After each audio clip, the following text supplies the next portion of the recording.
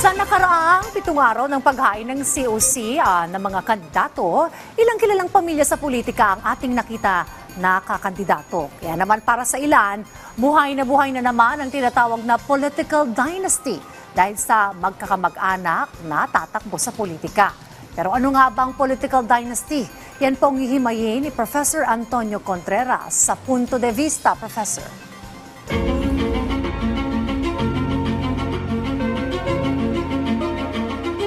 Magandang umaga Dayan at maraming salamat.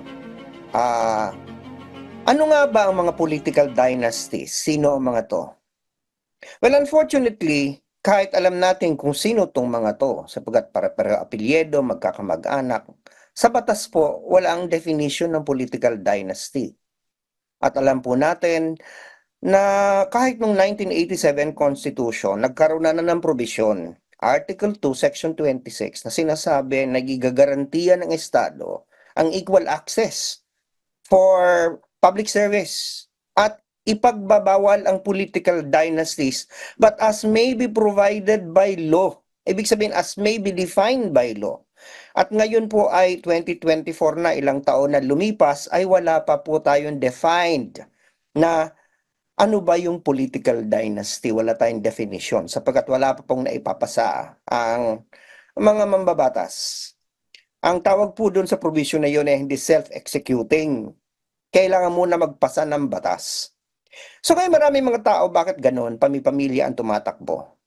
Bagamat ito ay pinagbabawal sa konstitusyon, hindi absolute ang pagbabawal sapagkat ang sinabi ng mga framers, bawal yan pero kailangan define ng law. So ngayon nakikita natin ganun pa rin ang kalakaran. Ngunit sa ibang banda may mga nagsasabi naman bakit natin pipigilan ng mga pamilya? Kung merong mga magpakapamilyang nurses, at doktor, abogado, bakit hindi natin hahayaan na ang isang pamilya na nasa DNA nila ang public service at ang pagtatakbo sa politika ay mangnilbihan sa bayan? At hindi ba dapat may equal access nga sa politika at public service? Bakit pagbabawalan natin na magkakadugo? Lalo na kung minsan hindi naman sila tumatakbong magkakampi, tumatakbo sila magkalaban katulad ng nasa balita kanina. Sumasalimot itong usapin na to. Ang punto de vista ko ay ganito. Bagamat personally, nakikita ko na tama nga naman na sa ibang lugar kailangan nating hayaan ng mas marami pang tao makasali sa politika. At the end of the day, ang ating firewall dito ay tayo di mga botante. Hindi naman natin nilalahat. May mga political dynasties at mga pamilya na naninilbihan talaga ng tapat sa bayan.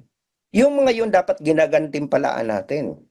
Pero gaya din ng ibang politiko, kapag may isang political dynasty na matagal nang nakaupo, wala namang nangyayari sa inyong mga distrito o mga bayan, siguro panahon na pagbigyan naman natin ng iba na manilbihan para sa atin. At the end of the day, ang demokrasya nasa kamay po ng botante. Nasa inyo po yan. Kapag iboboto ninyo ay ibig sabihin yan, will nyo yan. Pag hindi nyo iboboto, ay ibig sabihin yan, hindi nyo na gusto.